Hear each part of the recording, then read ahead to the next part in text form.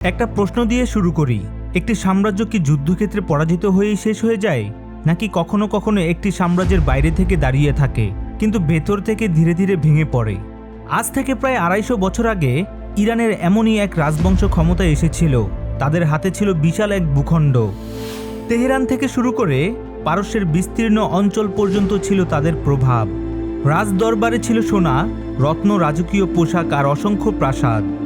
কিন্তু সেই একই সময়ে ইউরোপীয় শক্তিগুলো ধীরে ধীরে পারস্যের দরজায় এসে দাঁড়াচ্ছিল। কিন্তু তখন রাশিয়া চাইছিল ভূখণ্ড, ব্রিটেন চাইছিল বাণিজ্য ও রাজনৈতিক প্রভাব, আর ইরানের শাসকেরা চেষ্টা করেছিলেন কিভাবে এই দুই শক্তির মাঝখানে নিজেদের সাম্রাজ্যকে টিকিয়ে রাখা যায়। এই গল্পটা কাজার রাজবংশের, একটি রাজবংশ যারা ক্ষমতায় এসেছিল রক্তক্ষয়ী সংঘর্ষের মধ্য দিয়ে, হারিয়েছিল বিশাল ভূখণ্ড, ইউরোপীয় শক্তির কাছে বারবার চাপের মুখে পড়েছিল, নিজেদের দেশেই বিদেশি প্রভাব দেখতে বাধ্য হয়েছিল, আর শেষ পর্যন্ত যে রাজবংশ একসময় ইরানের সিংহাসন নিয়ন্ত্রণ করত তাদেরই বিদায় নিতে হয়েছিল ইতিহাসের মঞ্চ থেকে। কিন্তু এই গল্প শুধু রাজাদের গল্প নয়, এটা ইরানের আধুনিক রাষ্ট্রে পরিণত হওয়ার গল্প। তাহলে চলুন ফিরে যাই অষ্টাদশ শতকের ইরানে। কাজারদের গল্প বুঝতে হলে প্রথমে আমাদের যেতে হবে আরও কিছুটা পেছনে। ১৮০০ শতকের শুরুতে পারস্য এক অস্থির সময়ের মধ্যে দিয়ে যাচ্ছিল। সাফাবি সাম্রাজ্যের পতনের পর দেশটি রাজনৈতিক অস্থিরতা, ক্ষমতার লড়াই এবং বিভিন্ন সামরিক শক্তির সংঘর্ষে জর্জরিত হয়ে পড়ে। নাদির শাহ একসময় শক্তিশালী সাম্রাজ্য গড়ে তুলেছিলেন, কিন্তু ১৭৪৭ সালে তার মৃত্যুর পর আবার শুরু হয় ক্ষমতার লড়াই। একদিকে ছিল বিভিন্ন উপজাতীয় ও সামরিক শক্তি, অন্যদিকে ছিল বিভিন্ন রাজপরিবার। এই অস্থিরতার মধ্যেই ধীরে ধীরে শক্তিশালী হয়ে উঠেছিল এক তুর্কমান গোত্র, কাজাররা। আর তাদের সামনে উঠে আসেন একজন নেতা, আগা মোহাম্মদ খান কাজার। তার গল্প ছিল সাধারণ কোনো রাজপুত্রের গল্প নয়। শৈশব থেকেই তিনি ক্ষমতার নির্মম বাস্তবতা দেখেছিলেন। তিনি বুঝেছিলেন পারস্য টিকে থাকতে হলে শুধু রাজবংশের নাম যথেষ্ট নয়, প্রয়োজন সেনাবাহিনী, প্রয়োজন রাজনৈতিক কৌশল, আর প্রয়োজন কঠোর হাতে ক্ষমতা ধরে রাখা। নাদির শাহের মৃত্যুর পর পারস্যে বিভিন্ন শক্তির মধ্যে সংঘর্ষ শুরু হয়। এই পরিস্থিতিকে কাজে লাগিয়ে কাজার নেতা আগা মোহাম্মদ খান ধীরে ধীরে নিজের শক্তি বাড়াতে শুরু করেন। তার লক্ষ্য ছিল একটাই, পুরো পারস্যকে নিজের নিয়ন্ত্রণে আনা। একটির পর একটি অঞ্চল তার নিয়ন্ত্রণে আসতে থাকে। তিনি প্রতিদ্বন্দ্বীদের পরাজিত করেন, শেষ পর্যন্ত দক্ষিণ ইরানেও তার প্রভাব বিস্তার করে থাকেন। তারপর আসে গুরুত্বপূর্ণ এক ঘটনা। ১৭৮৬ সালে তিনি তেহরানকে নিজের রাজধানী হিসেবে বেছে নেন। তখন তেহরান আজকের মতো বিশাল মহানগর ছিল না, কিন্তু আগা মোহাম্মদ খান বুঝতে পেরেছিলেন এখান থেকেই পুরো পারস্যকে নিয়ন্ত্রণ করা কৌশলগতভাবে গুরুত্বপূর্ণ। এভাবেই তেহরান পরিণত হয় কাজার রাজবংশের রাজধানীতে। আর সেই সিদ্ধান্তের প্রভাব আজও দেখা যায়, কারণ তেহরান আজও ইরানের রাজধানী। ১৭৯৪ সালের দিকে আগা মোহাম্মদ খান তার প্রধান প্রতিদ্বন্দ্বীদের পরাজিত করে পারস্যের ওপর নিজের কর্তৃত্ব প্রতিষ্ঠা করেন। তারপর ১৭৯৪ সালে তিনি আনুষ্ঠানিকভাবে শাহ হিসেবে অভিষিক্ত হন। এভাবেই শুরু হয় কাজার রাজবংশের শাসন। কিন্তু সিংহাসনে বসার পরও তার সামনে বড় চ্যালেঞ্জ ছিল। দেশের বিভিন্ন অঞ্চল ছিল বিদ্রোহ, স্থানীয় শাসকরা পুরোপুরি কেন্দ্রীয় সরকারের নিয়ন্ত্রণ আনতে চাইত না। অন্যদিকে উত্তরে দাঁড়িয়েছিল একটি বিশাল শক্তি, রুশ সাম্রাজ্য। আর এই রুশ সাম্রাজ্যের সঙ্গে সংঘর্ষই পরবর্তীতে কয়েক দশকে কাজার রাজবংশের ইতিহাসকে একদমই বদলে দেবে। ১৯ শতকের শুরুতে রুশ সাম্রাজ্যের ককেশাস অঞ্চলে নিজের প্রভাব বাড়াতে শুরু করে। বর্তমান জর্জিয়া, আর্মেনিয়া এবং আজারবাইজানের বিভিন্ন অঞ্চল নিয়ে শুরু হয় প্রতিযোগিতা। কাজার শাসকেরা এই অঞ্চলগুলোকে নিজেদের ঐতিহাসিক প্রভাবাধীন বলে মনে করত। রাশিয়াও সেগুলো নিজেদের সাম্রাজ্যের অংশ করতে চাইছিল, ফলে সংঘর্ষ অনিবার্য হয়ে ওঠে। ১৮০৪ সালে শুরু হয় প্রথম রুশ কাজার যুদ্ধ। কাজার বাহিনী সাহসের সঙ্গে লড়াই করলেও রুশ সাম্রাজ্যের সামরিক ও প্রযুক্তিগত সক্ষমতার সঙ্গে পাল্লা দেওয়া কঠিন হয়ে পড়ে। শেষ পর্যন্ত ১৮১৩ সালে স্বাক্ষরিত হয় ট্রিটি অব গুলিস্তান। এই চুক্তির মাধ্যমে পারস্য ককেশাসের বিশাল কিছু অঞ্চল রাশিয়ার কাছে হারায়। কিন্তু বিপদ এখানেই শেষ হয়নি। কাজার শাসকেরা হারানো অঞ্চল ফিরে পাওয়ার চেষ্টা করেছিল, ফলে ১৮২৬ সালে আবার শুরু হয় রাশিয়া ও পারস্যের মধ্যে যুদ্ধ। প্রথম দিকে কিছু সাফল্য এলেও শেষ পর্যন্ত রুশ বাহিনী আবার এগিয়ে যায়। 1828 সালে স্বাক্ষরিত হয় আরেকটি চুক্তি, ট্রিটি অফ টার্কমেনসি। এই চুক্তির মাধ্যমে পারস্য আরও বিশাল ভূখণ্ড হারায়। এর মধ্যে ছিল বর্তমান আর্মেনিয়া ও আজারবাইজানের গুরুত্বপূর্ণ অঞ্চল। এমনকি আরাস নদী কার্যত পারস্য ও রুশ সাম্রাজ্যের মধ্যে একটি সীমারেখায় পরিণত হয়। এই পরাজয় ইরানের ইতিহাসে গভীর ক্ষত তৈরি করে, কারণ এটি শুধু কিছু জমি হারানোর ঘটনা ছিল না, এটি ছিল একটি সাম্রাজ্যের সামরিক দুর্বলতার প্রকাশ। এবং কাজার শাসকেরা বুঝতে শুরু করে বিশ্ব বদলে যাচ্ছে। এইদিকে ইউরোপে তখন চলছে শিল্প বিপ্লব, নতুন অস্ত্র, নতুন প্রযুক্তি, নতুন সামরিক কৌশল, নতুন যোগাযোগ ব্যবস্থা, রেলপথ, টেলিগ্রাফ, আর সমুদ্রপথে ছিল দ্রুত বাণিজ্য বিস্তার।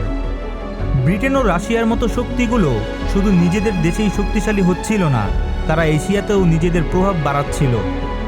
পারস্যের অবস্থান ছিল অত্যন্ত গুরুত্বপূর্ণ, কারণ এটি ছিল রাশিয়া, মধ্য এশিয়া, অটোমান সাম্রাজ্য, ভারত এবং পারস্য উপমহাসাগরের মাঝামাঝি এক কৌশলগত অঞ্চল।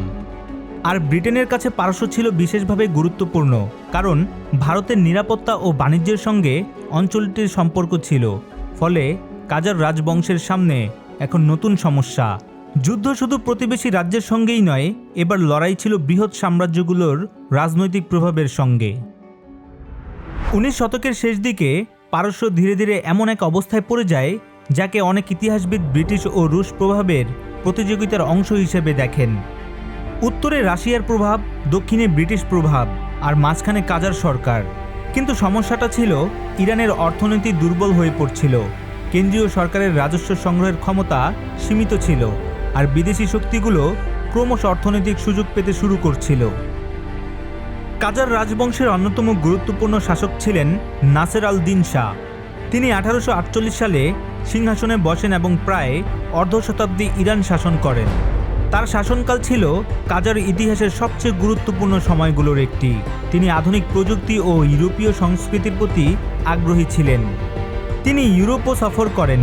টেলিগ্রাম, মুদ্রা, আধুনিক শিক্ষা ও কিছু প্রশাসনিক পরিবর্তনের মতো বিষয়ে ইরানে গুরুত্ব পেতে শুরু করে। কিন্তু একই সময়ে বিদেশি শক্তিকে দেওয়া অর্থনৈতিক সুবিধা নিয়ে মানুষের অসন্তোষ বাড়তে থাকে, আর এই অসন্তোষ থেকেই জন্ম নেয় এক ঐতিহাসিক আন্দোলন। 1890 সালে নাসের আল দিন শাহ একটি বড় তামাক কনসেশন দেন ব্রিটিশ ব্যবসায়ী মেজর জেরাল্ড ট্যালবটের সঙ্গে একটি যুক্ত কোম্পানিকে। এই চুক্তির ফলে তামাক উৎপাদন ও বাণিজ্যের ওপর ব্যাপক একচেটিয়া অধিকার দেওয়া হয়। ব্যবসায়ী ও সাধারণ মানুষের মধ্যে অসন্তোষ ছড়িয়ে পড়ে, কারণ তামাকের ব্যবসার সঙ্গে দেশের অসংখ্য মানুষের জীবিকা জড়িত ছিল। বিরোধিতা দ্রুত ছড়িয়ে পড়ে, শেষ পর্যন্ত ধর্মীয় নেতা, ব্যবসায়ী এবং সাধারণ মানুষের একটি বৃহৎ অংশ আন্দোলনে যুক্ত হয়। এটি ইতিহাসে পরিচিত হয়ে ওঠে টোবাকো প্রোটেস্ট বা তামাক আন্দোলন নামে। শেষ পর্যন্ত সরকারকে সেই কনসেশন বাতিল করতে হয়। ঘটনাটি ছিল অত্যন্ত গুরুত্বপূর্ণ, কারণ এটি দেখিয়ে দিয়েছিল ইরানের সাধারণ মানুষ চাইলে রাজকীয় সিদ্ধান্তের বিরুদ্ধেও দাঁড়াতে পারে। আর এই অভিজ্ঞতা পরবর্তী সাংবিধানিক বিপ্লবের পথ তৈরি করে। নাসের আল দিন শাহ 1896 সালে নিহত হন। তারপর সিংহাসনে বসেন তার ছেলে মুজাফফর আল দিন শাহ। কিন্তু তখন ইরানের সমস্যা আরও গভীরে। সরকার ঋণগ্রস্ত, অর্থনৈতিক পরিস্থিতি দুর্বল, বিদেশি শক্তির প্রভাব বাড়ছে, আর জনগণের মধ্যে বাড়ছে রাজনৈতিক সচেতনতা। মানুষদের মধ্যে প্রশ্ন উঠতে শুরু করলো, রাজা কি সব সিদ্ধান্ত একাই নেবেন, নাকি দেশের জন্য একটি আইনসভা থাকবে? সরকার কি জনগণের কাছে জবাবদিহি করবে? এই প্রশ্নগুলো ধীরে ধীরে আন্দোলনে রূপ নেয়। 1905 সালের দিকে ইরানের রাজনৈতিক ও অর্থনৈতিক অসন্তোষ বাড়তে শুরু করে। ব্যবসায়ী, ধর্মীয় নেতা, বুদ্ধিজীবী, শহরের মধ্যবিত্ত বিভিন্ন শ্রেণীর মানুষ আন্দোলনে যুক্ত হয়। তাদের অন্যতম প্রধান দাবি ছিল একটি সাংবিধানিক ও নির্বাচিত জাতীয় পরিষদ। অবশেষে 1906 সালে মুজাফফর আল দিন শাহ সংবিধান মেনে নিতে বাধ্য হন। গঠিত হয় মজলিস, অর্থাৎ জাতীয় সংসদ। এটি ছিল ইরানের ইতিহাসে এক বিশাল পরিবর্তন, কারণ বহু শতাব্দীর রাজতান্ত্রিক ঐতিহ্যের মধ্যে প্রথমবারের মতো সাংবিধানিক শাসনের ধারণা শক্তিশালীভাবে প্রতিষ্ঠিত হলো। কিন্তু রাজপরিবার এবং সংসদের মধ্যে দ্বন্দ্ব এখানেই শেষ হয়নি, বরং এবার শুরু হলো নতুন সংঘর্ষ। মুজাফফর আল-দিন শাহের মৃত্যুর পর তার ছেলে মোহাম্মদ আলী শাহ সিংহাসনে বসেন। তিনি সাংবিধানিক আন্দোলনের প্রতি খুব একটা আগ্রহী ছিলেন না। তার সমর্থকদের মধ্যে ছিল রাজতন্ত্রপন্থী শক্তি, অন্যদিকে সংসদপন্থীরা চাইছিল সংবিধান কার্যকর থাকুক। দুই পক্ষের সংঘর্ষ তীব্র হয়ে ওঠে। 1908 সালে মোহাম্মদ আলী শাহের বাহিনী তেহরানের সংসদ ভবনে আক্রমণ করে। সংসদ ভেঙে দেওয়ার চেষ্টা হয়, কিন্তু আন্দোলনকারীরা হাল ছাড়েনি। দেশের বিভিন্ন অঞ্চল থেকে সাংবিধান বিপ্লবীরা আবার সংগঠিত হয়। শেষ পর্যন্ত মোহাম্মদ আলী শাহ ক্ষমতাচ্যুত হন। তার জায়গায় সিংহাসনে বসেন তার অল্প বয়সী ছেলে আহমদ শাহ। আহমদ শাহ ছিলেন কাজর রাজবংশের শেষ শাহ। তিনি যখন সিংহাসনে বসেন তখন তিনি খুবই তরুণ, কিন্তু তার সামনে যে সমস্যাগুলো ছিল সেগুলো কোনো তরুণ শাসকের জন্য সহজ ছিল না। দেশের ভেতরে রাজনৈতিক বিভাজন, অর্থনৈতিক সংকট, বিদেশি ঋণ, রাশিয়া ও ব্রিটেনের প্রতিযোগিতা, আরও কেন্দ্রীয় সরকারের দুর্বলতা। এর মধ্যে 1907 সালে ব্রিটেন ও রাশিয়া একটি চুক্তির মাধ্যমে পারস্যকে নিজেদের প্রভাব ক্ষেত্রে ভাগ করার ব্যবস্থা করে। ইরানকে আনুষ্ঠানিকভাবে উপনিবেশে পরিণত করা না হলেও দেশটির স্বাধীন সিদ্ধান্ত নেওয়ার ক্ষমতা মারাত্মকভাবে সীমিত হয়ে পড়ে। 1914 সালে শুরু হয় প্রথম বিশ্বযুদ্ধ। ইরান নিরপেক্ষ থাকার ঘোষণা দেয়, কিন্তু বাস্তবে দেশটির যুদ্ধের বাইরে থাকতে পারেনি। রুশ, ব্রিটিশ এবং উসমানীয় বাহিনীর বিভিন্ন সময়ে ইরানের ভূখণ্ডে প্রবেশ করে সামরিক কার্যক্রম চালায়। দেশের বিভিন্ন অঞ্চলে অস্থিরতা বাড়ে, অর্থনীতি দুর্বল হয়ে পড়ে, খাদ্য সংকট ও দুর্ভিক্ষের পরিস্থিতি সৃষ্টি হয়। কাজার সরকার তখনও এতটাই দুর্বল হয়ে পড়েছিল যে নিজের দেশের মাটিতে বিদেশি সামরিক শক্তির উপস্থিতি ঠেকানোর ক্ষমতাও তাদের সীমিত ছিল। এটি ছিল কাজার রাজবংশের পতনের অন্যতম গুরুত্বপূর্ণ পূর্বাভাস। 1919 সালের অ্যাংলো পার্সিয়ান চুক্তি নিয়ে তীব্র বিতর্ক তৈরি হয়। চুক্তিটি ইরানের অর্থনীতি ও সামরিক ব্যবস্থায় ব্রিটিশ প্রভাব বাড়াতে পারত। অনেক ইরানি এটিকে দেশের স্বাধীনতার জন্য হুমকি হিসেবে দেখেছিলেন। চুক্তিটি কার্যকরভাবে প্রতিষ্ঠিত হয়নি, কিন্তু একটি বিষয় পরিষ্কার হয়ে গিয়েছিল, কাজার সরকার আর দেশের রাজনৈতিক ভবিষ্যৎ নিয়ন্ত্রণ করতে পারছে না। আর তখনই ইতিহাসের মঞ্চে উঠে আসেন একজন সামরিক কর্মকর্তা, তার নাম রেজা খান। 1921 সালে রেজা খান একটি সামরিক অভ্যুত্থানের মাধ্যমে তেহরানের ক্ষমতার কেন্দ্রে উঠে আসেন। তিনি ছিলেন একজন দক্ষ সামরিক কর্মকর্তা। ক্রমে তার রাজনৈতিক ক্ষমতা বাড়াতে থাকে। তিনি সেনাবাহিনীকে শক্তিশালী করার জন্য চেষ্টা করেন, কেন্দ্রীয় সরকারকে শক্তিশালী করেন, বিদ্রোহী ও আঞ্চলিক শক্তিগুলোর উপর নিয়ন্ত্রণ প্রতিষ্ঠা করেন। অন্যদিকে আহমদ শাহ ক্রমশ রাজনৈতিকভাবে দুর্বল হয়ে পড়ছিলেন। কাজার রাজবংশের সামনে তখন একটি বড় প্রশ্ন, এই রাজবংশ কি আর টিকে থাকতে পারবে? 1925 সালে ইরানের জাতীয় সংসদ কাজার রাজবংশের শাসনের অবসান ঘটায়। আহমদ শাহ তখন ইউরোপে ছিলেন। তিনি আর ইরানে ফিরে এসে ক্ষমতা পুনরুদ্ধার করতে পারেননি। এরপর রেজা খান শাহ হন। তিনি প্রতিষ্ঠা করেন পালবি রাজবংশ। এভাবেই প্রায় 130 বছরের কাছাকাছি সময় ধরে ইরানের রাজনীতিতে প্রভাব রাখা কাজার রাজবংশের শাসনের অবসান ঘটে।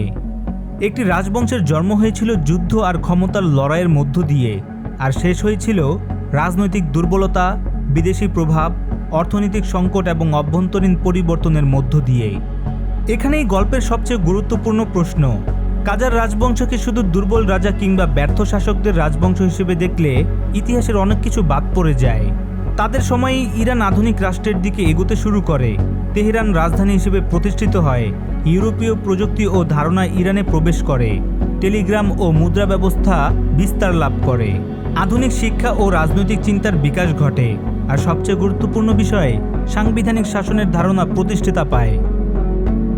1906 সালের সাংবিধানিক বিপ্লব পরবর্তী ইরানের রাজনৈতিক ইতিহাসকে গভীরভাবে প্রভাবিত করে।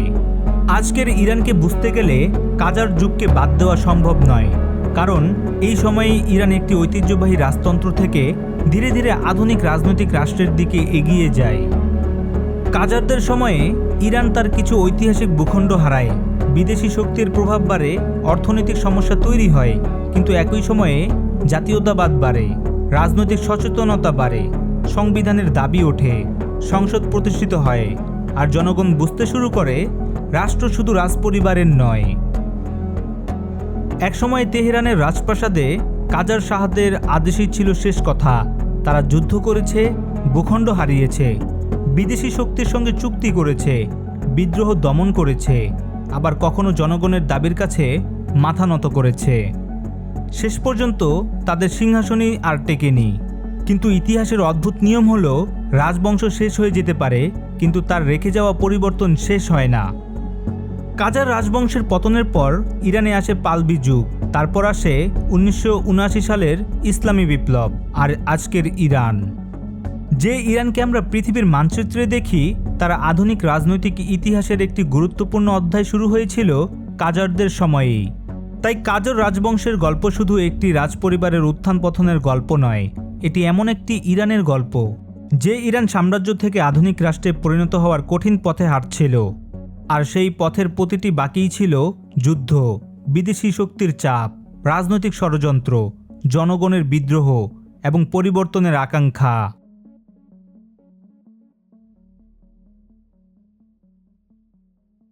এরকম গল্প জানতে আমাদের চ্যানেলটি সাবস্ক্রাইব করতে ভুলবেন না। ধন্যবাদ।